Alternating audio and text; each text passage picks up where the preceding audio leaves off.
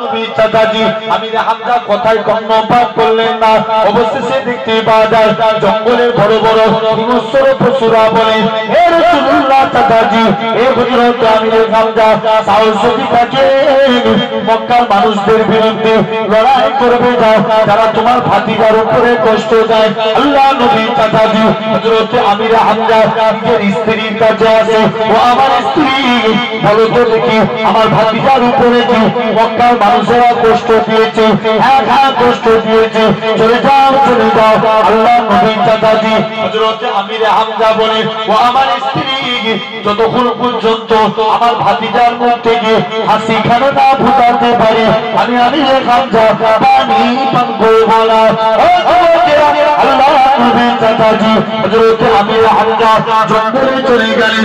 জঙ্গল থেকে মক্কায় চলে আসি আবু জেলকে একটা চোর মেরে জমিনায় ফেলে দিয়ে বলে, আবু জেলকে চোর মেরে জমিনায় ফেলে দিয়ে বলে, এ আবু জেল তুমি আমার ভাতিজার উপরে কষ্ট দাও।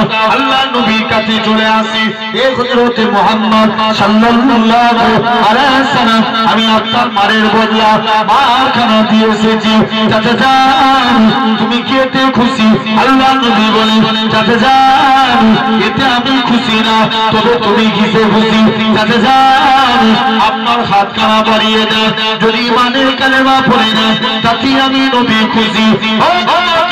আল্লাহ নবী চাচাজি হযরত আমির হামজা ইয়া রাসূলুল্লাহ হাবিবাল্লাহ এ হযরত মুহাম্মদ সাল্লাল্লাহু আলাইহি ওয়াসাল্লাম হুজুর আপনার হাত খানা বাড়িয়ে দেন, আজকে দিন আমি ইমানের কালেমা পড়ে মুসলমান হয়ে গেছি। আরো জোরে বলো, কি হলো? মুসলমান, আমি ইমানের কালেমা পড়ে মুসলমান হয়ে গেলাম। জোরে বলো। আরে আজ তোমাকে ভাবা লাগবে সেই জায়গায় আপনি আমি বসেছি। কত নবী আল্লাহ কত মাকাম দিয়েছে, কত ইজ্জত বালা নবী করেছে, কত